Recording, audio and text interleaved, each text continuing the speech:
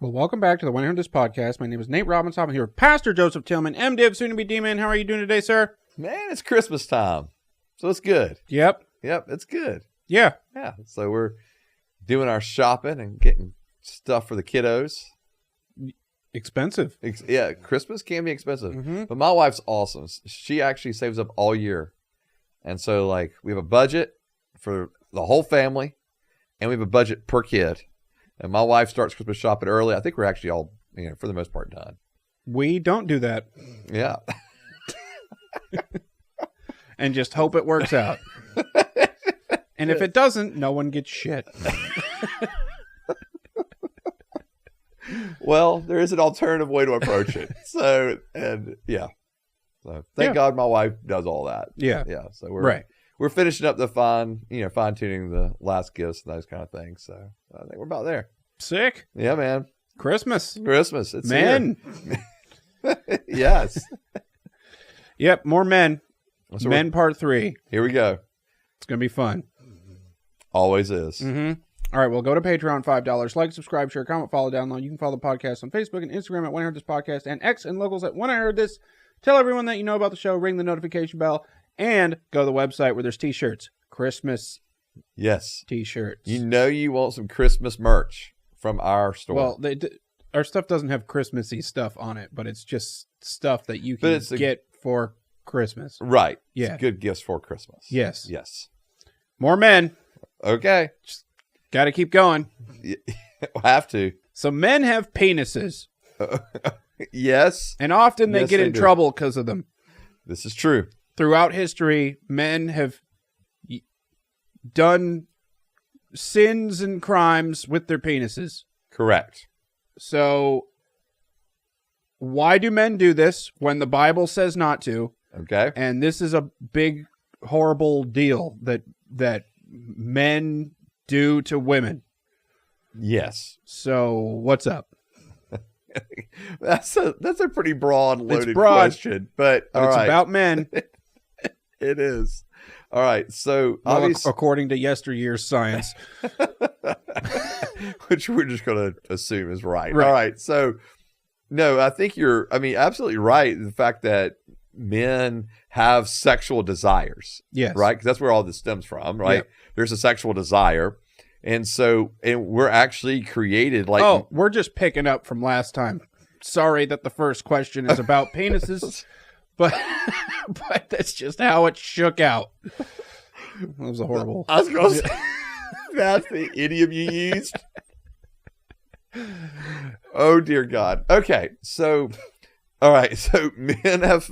Yeah, sorry for everyone. All right, so men have sexual desires. God made them with sexual desire. Mm-hmm.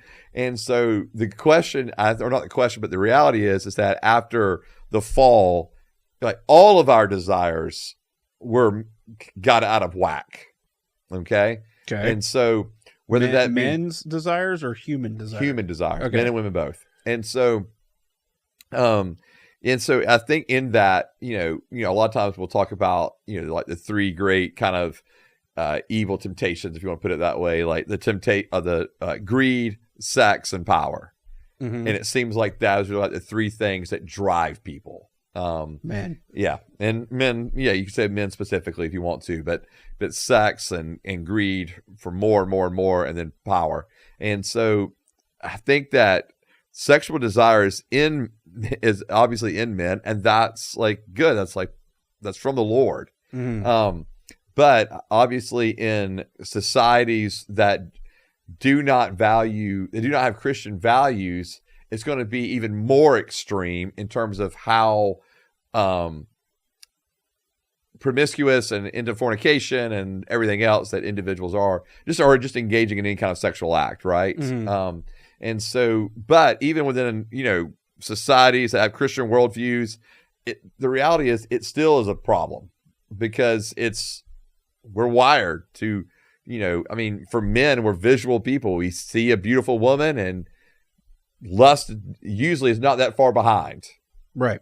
And so I think that every time, well, hopefully not every clockwork. time. Hopefully not every time.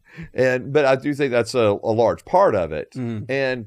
But of course, when you're reading scripture and from the New Testament and before, I mean, men are getting married at much younger ages than we are today. Yeah, so that's the whole thing. Yeah, so if we're talking about like today's society in America, the prolongedness of actually getting married, I think, is one of the bigger issues, because you're just, like back in the day, I mean, they were young, and we would in our society freak out over how young they were when they got married, because you're talking about 13, 14 years old.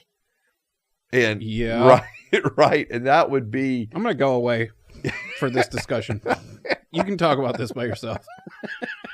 and so all I'm saying is that, so individuals were getting married right about the time they were getting, like, puberty had just started. Yeah. And they're going to get married afterwards.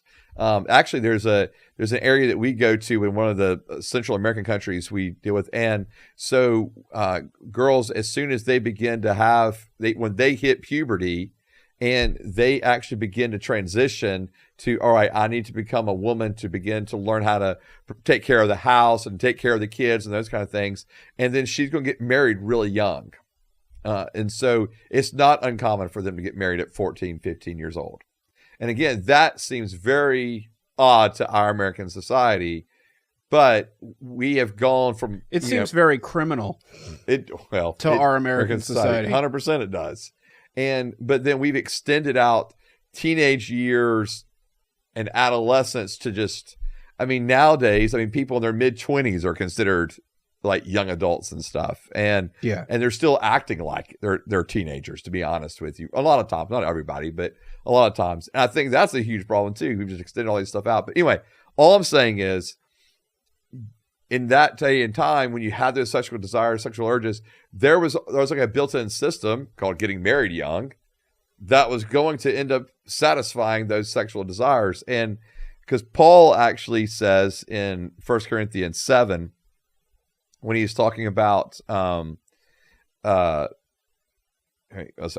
verse 2, 1 Corinthians 7. But because sexual immorality is so common, each man should have sexual relations with his own wife, and each woman should have sexual relations with her own husband. So even in this case, they're saying, hey, listen, sexual immorality is common. Okay. All right? Same way that it is today. And so, but in this case, it's saying, so it actually should be, though, that you find that sexual fulfillment in the context of marriage. And at 30. Well, and unfortunately in our culture, that's about where it's gotten to, right? Is at 30. Yeah. This time, at this point, it's not that. So what would you do to fix it? If you could change society, what would you do? If I could just change society? Yeah. So that men aren't committing crimes from 13 to 30 while they're waiting to get married. Right. Well, they're not all committing crimes. Sins. Yeah, we could say sins. Yeah. And so maybe some crimes. And maybe some crimes. And so, but I think also in a secular society, it's not like I'm told to value the other sex as an individual made in the image of God. Right? Okay. So often in a secular society, I'm also like, I'm seeing what I would consider a beautiful woman, but then I'm told it's like completely okay to view that individual as a sexual object. Okay. Right? I'm looking at her and I'm thinking, what can I get from her? Sex.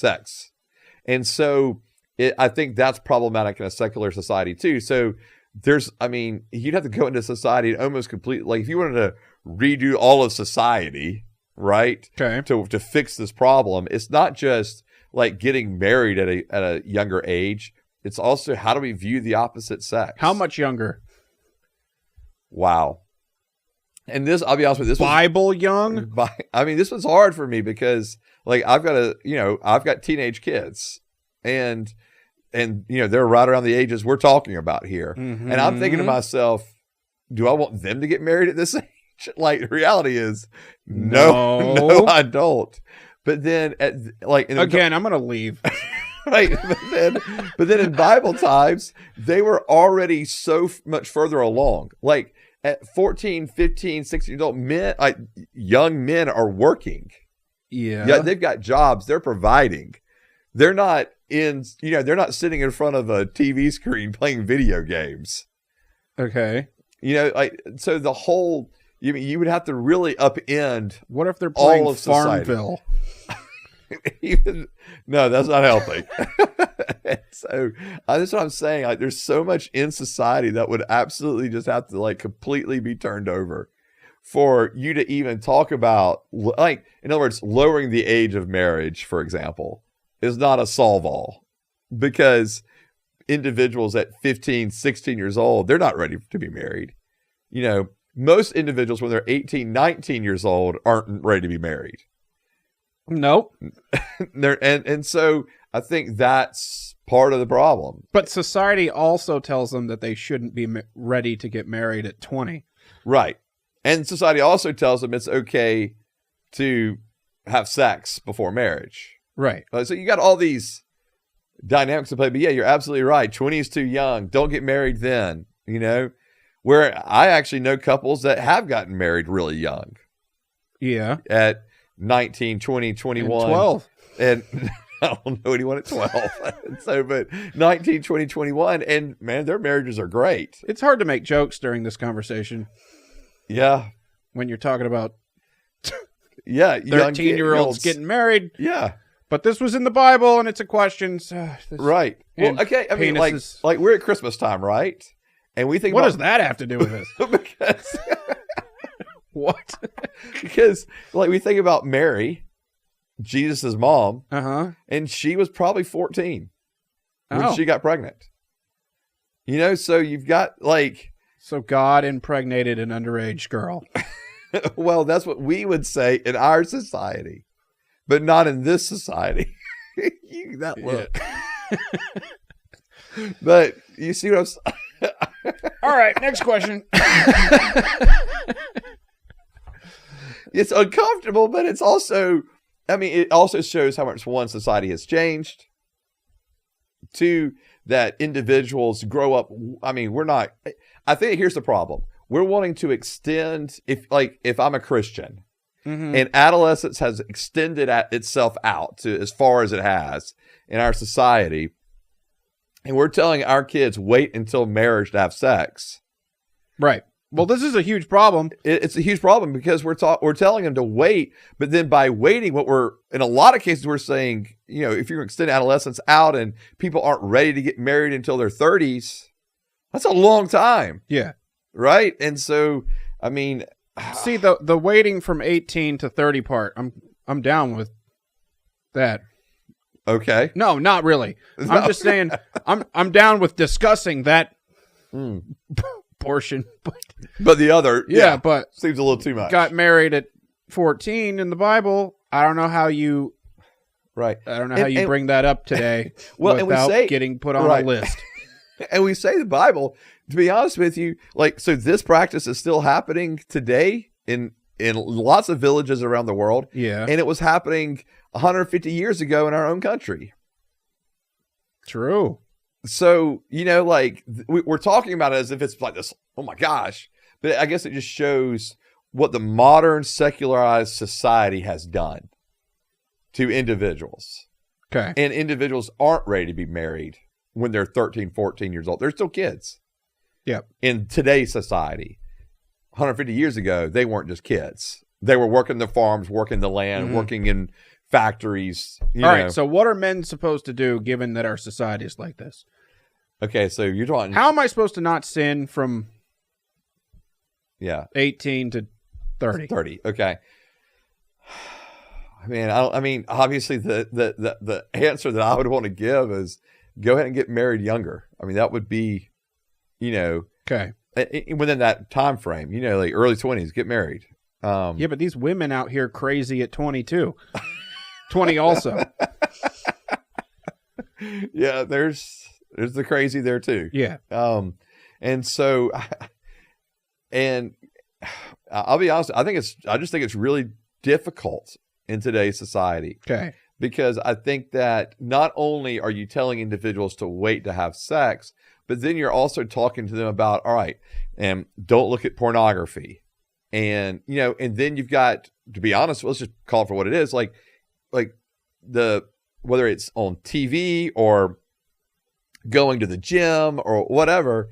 I mean, like it is difficult not to just look around and lust, And so, especially if you're a young man, and you've got hormones raging, and I'm not saying that, women need to be dressed from, their neck down to their ankles, right, with covered in clothes.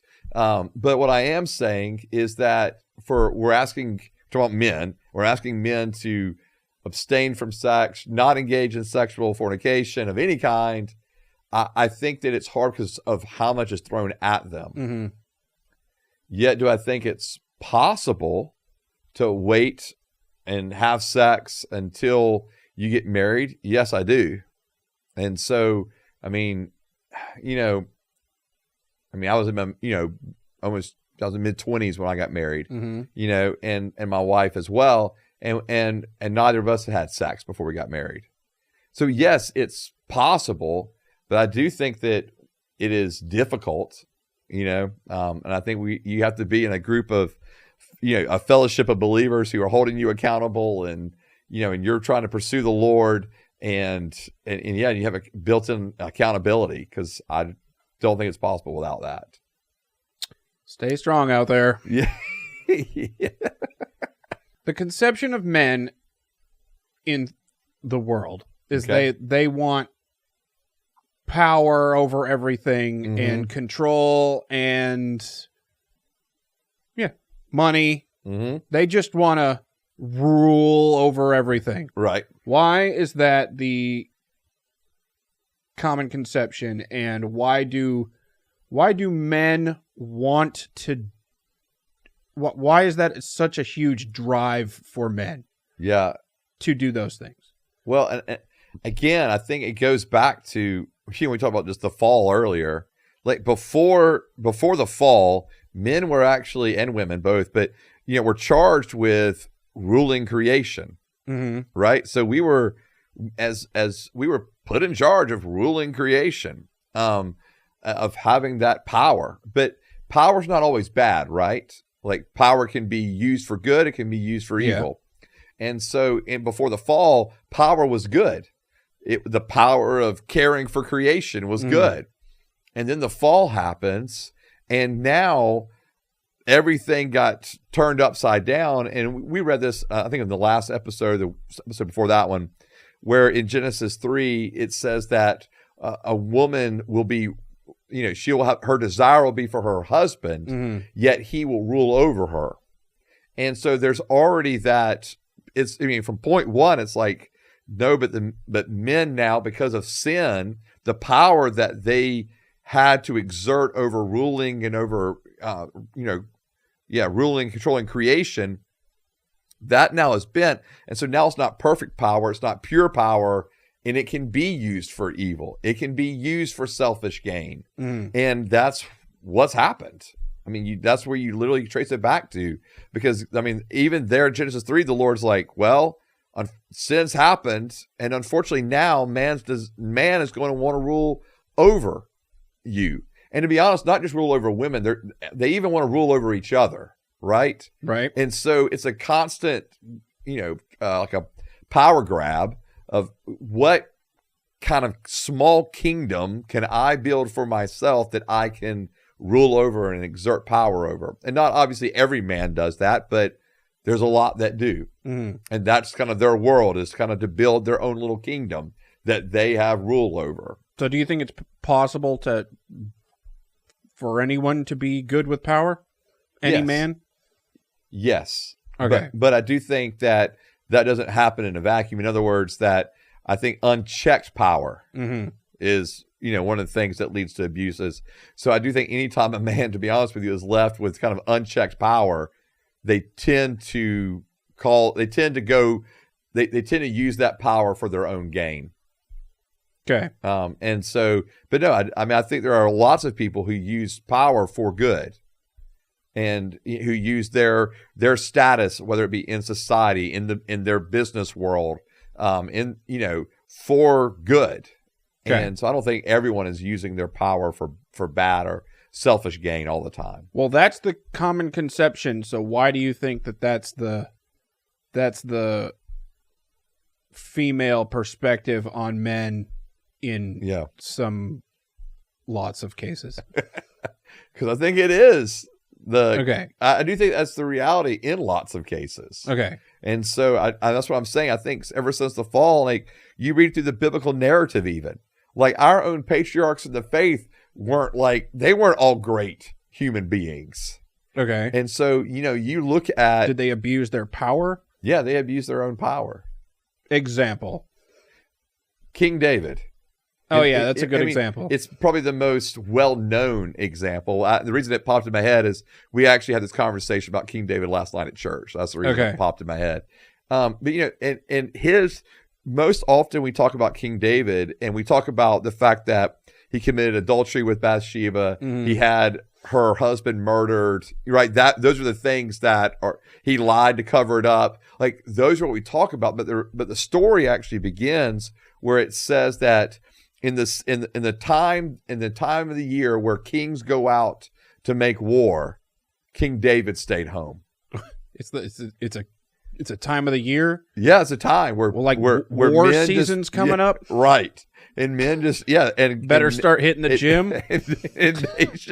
And nations would battle in war, but David decided he didn't need to go. He could send people in his place. Israel was an incredibly powerful nation.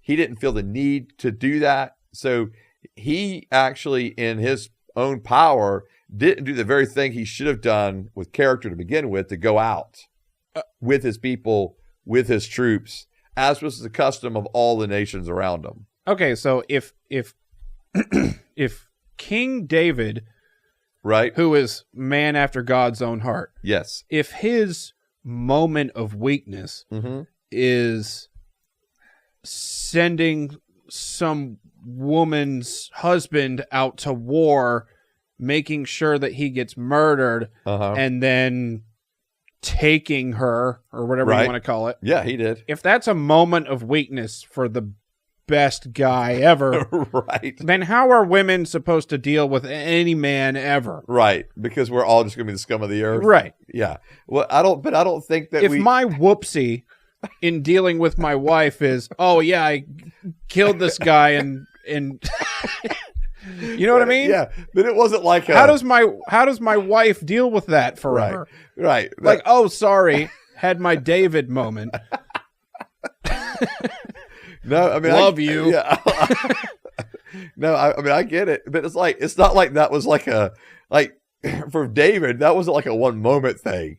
Like the lengths that he had to go to cover everything up. Right. It extended on for a while. Well, if I ever did that, I'd try to cover it up a little bit. Right. Probably wouldn't work. The same way it didn't work for David. And, and eventually, he was confronted by a prophet from the Lord.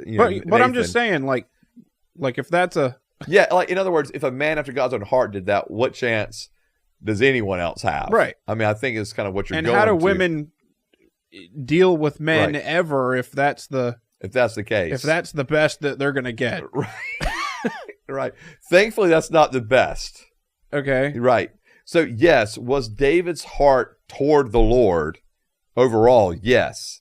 But there's a significant difference between David and you and I today, or any Christian actually today. Why? Because Christians have Holy Spirit living in them, God living in them.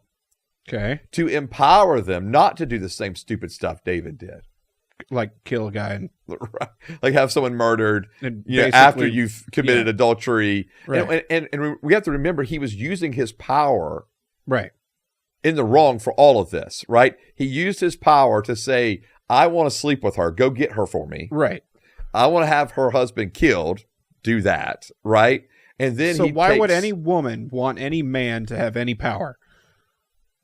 If that's the best right. example out there. Right. Well, but thankfully, I guess what I'm saying, that's not the best example. That's an example. But even Jesus said that John the Baptist was actually the greatest of all men who've been born of a woman. And So all of them. Leading up to, but he said, but yet John will be the least in the kingdom going forward. And so, in other words, John was like, for Jesus, John was like the Baptist one. Yes, John the Baptist, yes. The one who baptized Jesus in the River Jordan, those kind of things, and prepared the way for Jesus coming. So for Jesus, John was like the man. Okay. Okay. And so we know John lived a faithful life unto the Lord. And so in his position, talking about power, when people asked him, are you the Messiah? He said, no, I'm not the Messiah. I'm not even worthy to untie the Messiah's sandals, right? I'm not even worthy to do that. It's a weird, he must increase, I must decrease. That's the opposite of the power that we're talking about, that so often are found in men and women in today's society, where rarely, or I'll say rarely, maybe it is rarely, I don't know. Rarely do we find someone whose kind of life mission and their goal in life is, I want to decrease so Jesus can increase in my life. I want to be less than so he can be more. And that was John's whole perspective. So a person like that, I think, could be trusted with power. Well, it's a lot easier when he's standing right there turning water into wine. And yeah. Oh, I got nothing on this guy. Right. I'll see you. Yeah. But shouldn't that be our attitude today if we know that's what he did? As men sure. who are following Jesus, that should be the same attitude. Like the same attitude that Christ had, as Paul says in Philippians 2, should be in us. The attitude that says, even though, and this is kind of going back to again, we're talking about power. I mean, Christ had all the power, right? He was all powerful. And yet unlimited power. And yet it says in Philippians 2 that Christ, though he had, equality with God was a thing to be grasped because he was equal with God. He chose to come in the form of a man. So in other words, he chose to actually relinquish power, to go from being all powerful to being limited in power, to come be born as a man. And so Christ was willing to lay down power. And that's what John the Baptist is even doing. He's laying down power. He could have built a massive gathering for himself. But when it was clear that Jesus was the Messiah, John was sending his own disciples to go follow the Messiah and to become his disciples. And so... Wait, other people could have disciples in the Bible? Oh, yeah. Oh, yeah. Oh. Yeah, Jesus wasn't the only one who had disciples. Pretty much every rabbi or teacher had disciples. Oh. Yeah. And so they were so a disciple is just one who is a follower or a pupil, a learner that would just follow their rabbi, their teacher around. And so, so here's John. He's telling his own disciples, you go follow Jesus. And I think if women could see that there are men that are like that are willing, in other words, to really desire to put Jesus first, and not that they do it perfectly all the time, but that's their desire. And I do think there are plenty of men who are like that. It's for me, as a pastor, it's been one of the joys of my life to be able to be involved in officiating a lot of weddings of men, young men, that I can, and individuals, up into their 40s even, where I can look at and say, these men are trustworthy. These are good men who will not abuse their power, at least not intentionally, at least that's not like their desire is to abuse their power, their control, or, those kind of things. Yes, we all have selfishness to deal with, but it's really awesome when I'm standing there officiating a wedding and I'm looking at this man going, I know he's going to do his best to love his wife like Jesus would love the bride. And I think that has been really encouraging for me. Okay. Because, and this goes into another thing too, I think if you see that there are men that are like that, you're more liable to believe that's the case. Right? In other words, if there are role models out there that are acting that way, you're more liable to believe them. That there are men that are like that, And I think for a lot of us, for a lot of men, a lot of women, we don't have a lot of role models that look like that growing up. We don't have a lot of individuals that are men that maybe even they have money, or but they're not abusing it. They're not just in it for themselves. They're able to have a sense of self-control, because we can have self-control. We don't have to go make out or have sex with every individual that we want to, or that even wants to have sex or make out with us, right? Like, we can actually have self-control. And so I think that when you see individuals that live like that, it gives us hope that, man, there are people like that. And I'll say, even personally for me, that was a big deal. Coming kind of from my own situation, growing up, not in a Christian household, parents divorced, and even getting into the Christian circle where I wasn't even seeing a lot of Christian men live out their lives as husbands and as fathers in a way that I care to model. It came time for, when I was looking at proposing to my wife, and I went and looked at rings, and I freaked out. Absolutely freaked out. And my thought was, because they were so expensive? Well, that could have been part of it. But no, actually, it was because I was sitting there going, why would I do this when most marriages that I know suck? Yep. Like, why would I do this when I know this is going to be crap for the next 40, 50 years of my life? Like, why would I put myself through this? And then I don't know any good ones. Yeah, I'm sorry. And so the Lord began to put, except mine. Exactly. And so and yours. There you go. Way to throw me in there. Yeah. But then I began to look at some men around me who were older, who had been married to the same individual for decades. And I began to see, man, there are some really good, healthy marriages. There are men and women who've been married that genuinely love each other, that genuinely have a great marriage, that are good husbands, that are good fathers. And to be honest with you, that actually is what flipped the switch for me to convince me that, okay, I can go into this marriage thing. And so I think that for a lot of people, this is a question for later. Okay. Yeah. But I do think that's a lot. I do think that's for a lot of people. We need to be able to see that. Like, if you see it, it's possible. In the Bible, they used to get married at 13 and then stay married till they were 900. Well, that's true if you're talking about going all the way back to pre-Noah. That's a long time. That's a long time, brother. Mm-hmm. That's a long time to be married. Yep. Yeah. And so anyway, I know maybe a long winding answer, but I do think if we have people that are willing, like, that we can look up to, that we can say, I want to model my marriage, or I want to model the way they parent, right? Because we see it, we look at them. And then for women, they can look at whether it's, maybe it's not their dad, maybe it's another male in the church, or that's something they work with, or whatever it may be. And they can look at that male and go, man, look at the way he models living a life that is doing his best to serve and love his wife and his kids the way Jesus would. Okay. Because you hope that there are people like that out there. Because there are. There are. Yes. Yes. But they also might kill a guy and take his wife too, so be careful out there, ladies.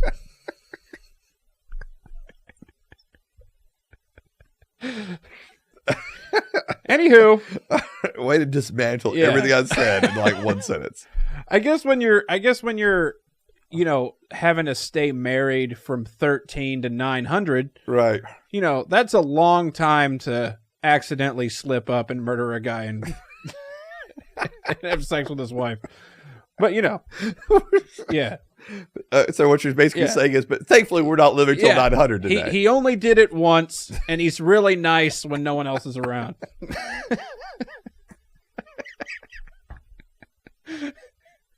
Okay, so another common conception is that men start all the wars.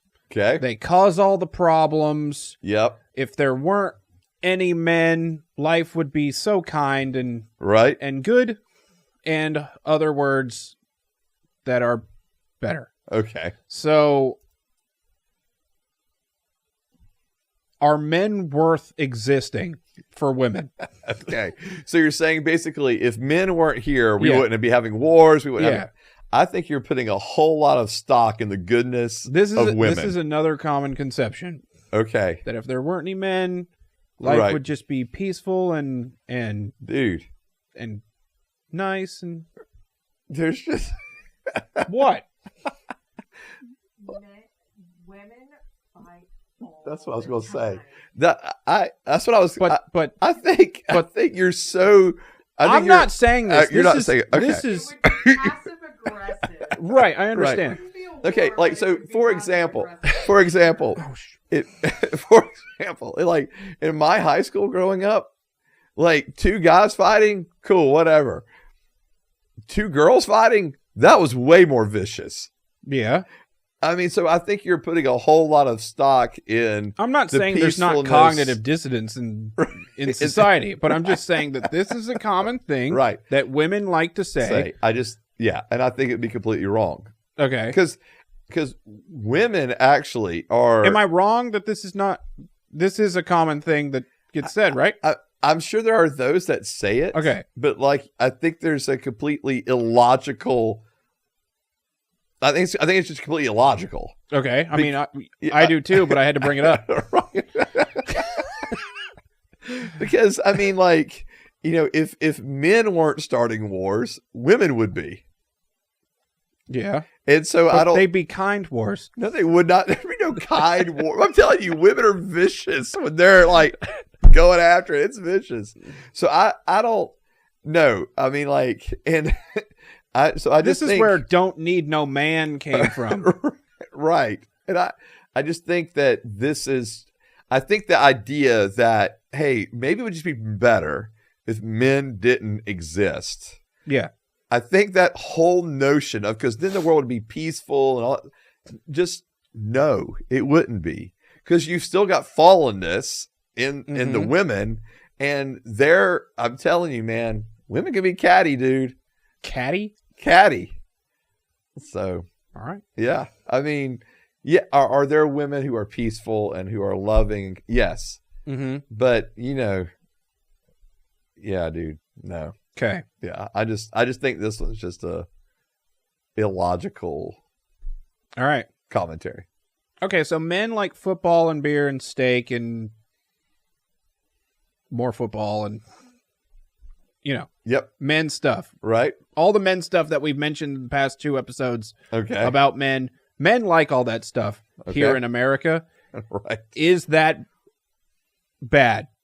No. For men to like football or any sport, right? Okay. Meat, beer. No, that's fine.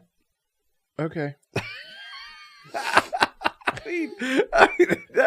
mean, that's fine. Okay, so I guess the real question is, like, is there a biblical description of what men should like? Okay. Do you know what I'm saying? Yeah. Like, should I have to like certain things in order to live up to God's manly standards? Okay. Or can I like whatever I want? Right. Like, if I liked putting on makeup, is that bad? Mm-hmm. Does that, you know what I mean? Right. Okay, yeah, I see where you're coming from. I wasn't, banging dudes. Also, I just liked makeup. Is that bad? Okay. You know what I mean? Yeah. Yeah. I hear you. You feel me? I'm going to answer the question. You know what I mean? Yeah. Like, that's not... All right. So I think... You see what I'm saying? I see. Is there a verse in the Bible that says, must like beer, football, and steak, and don't like, makeup and RuPaul's Drag Race? Right. Otherwise, you're not a man. Right. Is there a Bible verses like that? Yeah.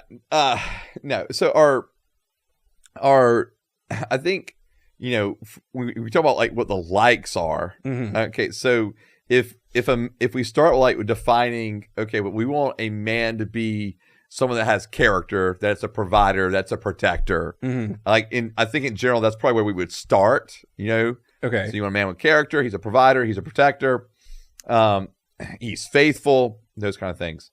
But yes, I think we're talking about our society. Mm-hmm. There's a whole lot of men in our society that like sports and meat and drinking beer and that's action movies like we talked about earlier, and that's all fine.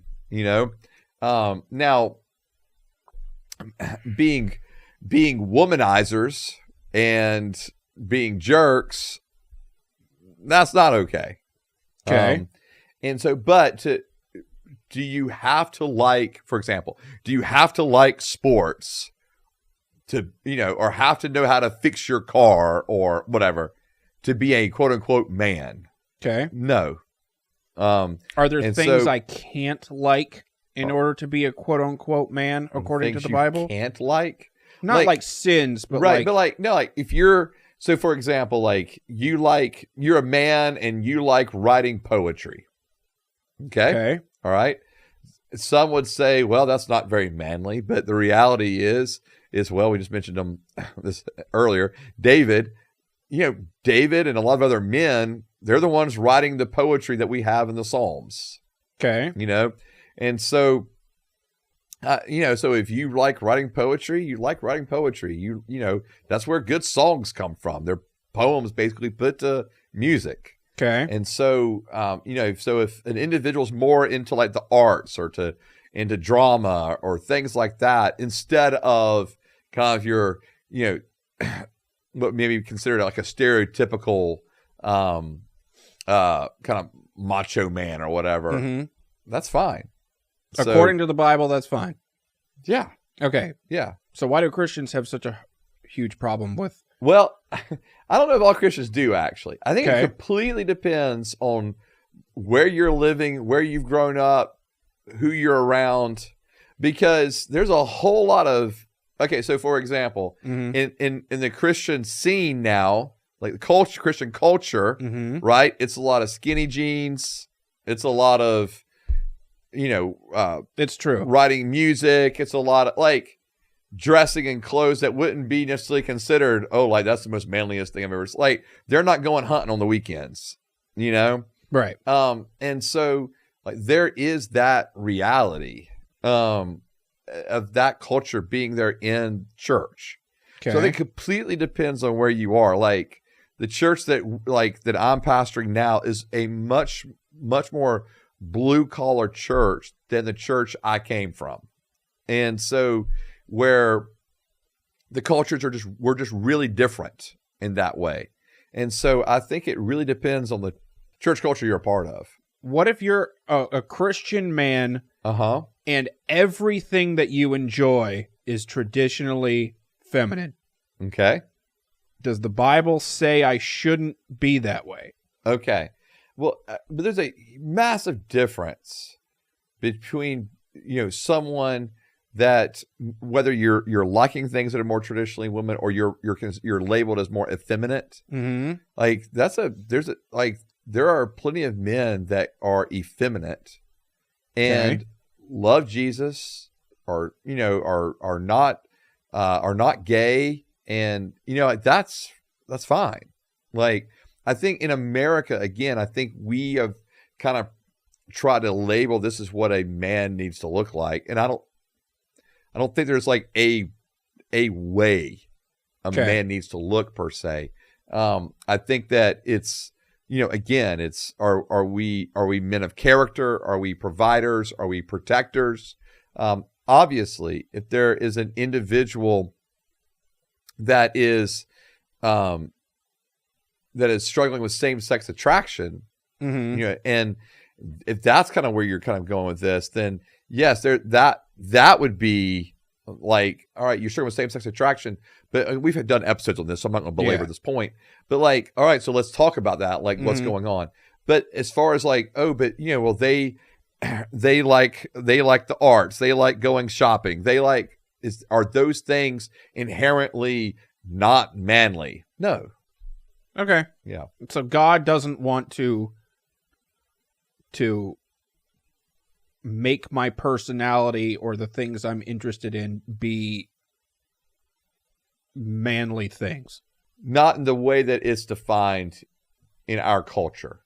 Okay. Because every culture is going to define things a little differently of what Yeah. it looks like to be a man. You Okay. know? So I just think we have to be careful when we're using what's normal in culture and saying that, extrapolating that to saying that's the way God must view it. Okay, so this is kind of going on what we talked about earlier. Okay. But there's a thing called incels. Have you heard of these? I've not. That's going around in America. No, I and mean, you mentioned it to Western me. countries. Yeah, you've mentioned it to me, but I don't really know a lot about it. Okay, so the way I've heard of it is basically that once dating apps came out, Okay. that women who are like college girls, Uh-huh. instead of dating loser college guy down the hallway Right. who's in his dorm and has no money except his parents' money Right. and can't take me to do nice things, and Uh-huh. a fun night out is not going out and sitting on a futon that's covered in Cheetos. Instead of doing that, she Right. can get on a dating app and find the 30-year-old guy down the street Okay. and who can take her to a lake weekend all weekend and Right. not sit on Cheetos. And Okay. so all the guys that are 30 who already have their life together are Uh-huh. getting all of the girls. Okay. And that means that it's pushing off dating and marriage and sex even farther and farther for regular dudes Okay. because of all of this. Okay. So it pushes it farther, and now these dudes are called incels because girls don't even ever talk to them. Okay. And so they don't know how to do any of this at all. Okay. So that's what's going on, and you should know about it. Gotcha. Okay. That's what people have said it's going. I've watched stuff about it. Okay. But anyway, how do we deal with that? How should Christianity deal with that? Because this Right. is going to get worse, I think. Okay. All right. But I don't know if it's necessarily going to get worse in Christian circles. Okay. Hopefully. Because hopefully in Christian circles, whether it,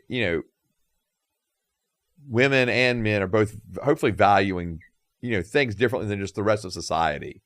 And so, in other words, if in Christian circles, I get the fact that, hey, a young woman, it would be appealing to be able to date someone who is more stable in their life, Mhm. right? They're like one season ahead, if you were, but I would have a hard time imagining. So, for example, if I am, if you're talking about like early 20s, right, connecting with someone who's, late 20s or 30, well, that's one thing. But like that 30-year-old is probably not dating the 19-year-old girl.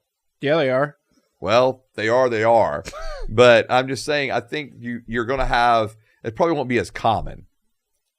And so what I'm saying is, I think there's probably the reality that you can look at apps and things like this as an excuse, but I guess I personally know enough young women and young men that I don't know this. I guess I haven't seen a lot of this in the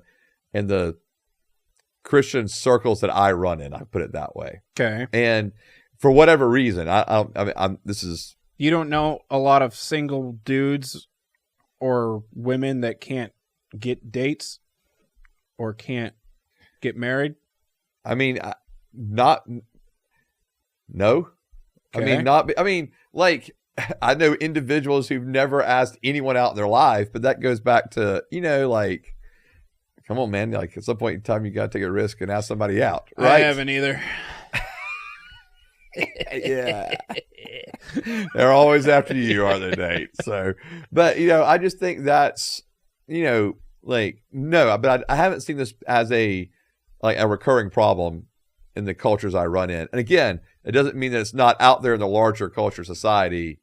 I guess I'm just not as attuned to it. So I guess if we're talking about, Christian men, I guess the whole point is of saying all that is that I think marriage in society might keep getting pushed off farther for men specifically because of this reason. Right. And so that's why it's a thing to bring up in these episodes. No, that makes sense. Yeah. Yeah. And I get that. Yeah, okay. I can definitely see that can be pushed off. Like it's so much that there's a term. Right. Like dudes who have just never been on a date. Right. And what happens is they feel, because of this, and no one's talking to them, they feel so discouraged that like they get to a point where they just don't even know how to talk to girls. Okay. And don't know how to even deal with it because none of the ones their age that they're stuck in school with will talk to them. Right. Yeah. I gotcha.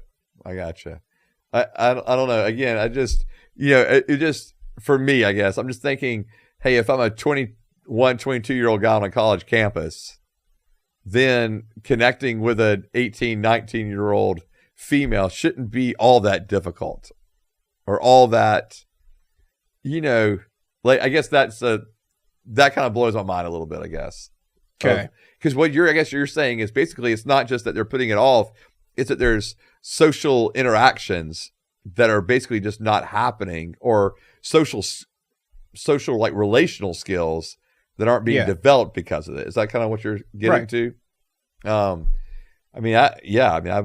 can understand where that would I can understand why that would be a problem for sure. But as far as, I guess, in the Christian circles I'm kind of running in, I guess I just haven't seen a whole lot of that.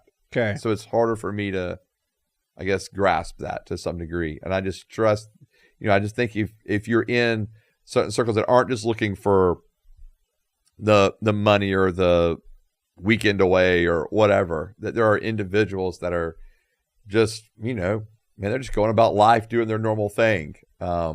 And to be able to connect with them. I don't know. Maybe I'm missing something in all this. Obviously I am, but yeah, I don't know. I'd have to look into it more, I guess, to understand what's going on. And I guess in my head, I'm also thinking, is it that, or are there really social implications from all of the social media and screen times and everything else? Well, yeah, it's that too, because people can just find everybody. Right. So I don't have to develop any kind of relational skills. So I guess I'd almost want to delve into that more and figure out what has changed in that because of individuals growing up with screens their whole life. Oh, that would seem to be like where a lot of the relational breakdown would be. And so I could see, I guess where I'm going with it is I could see, like, if it's for a season, because you got a generation of people, they've done nothing but looked at screens their whole lives. They don't know how to really socially interact. And then all of a sudden you've got these older individuals that maybe weren't completely fully inundated in that, do know, they're successful, they have their own careers or jobs, they do know how to interact. Well, that's a whole different individual right there. That's more appealing to be able to connect with someone like that. So yeah, it makes me kind of want to dive into kind of the sociology and the psychology of what's happened because of individuals growing up in, Gen Alpha, and, or Gen Z, and how they're developed. Cool. More men next time. All right, sir. Got to keep man up. Man and doing. Careful. Talking about men stuff. All right. Yes. Yeah. All right. Go to Patreon, $5. Like, subscribe, share, comment, follow, download. You can follow the podcast on Facebook and Instagram at When I Heard This Podcast, and X and Locals at When I Heard This. Tell everyone that you know about the show. Ring the notification bell. And go to the website where there's t-shirts. You can follow me on Facebook and Instagram at Nate Robinsov. And you can follow Joseph on Instagram at Rev Joe T. This has been the When I Heard This Podcast. We will see you guys next time. Bye.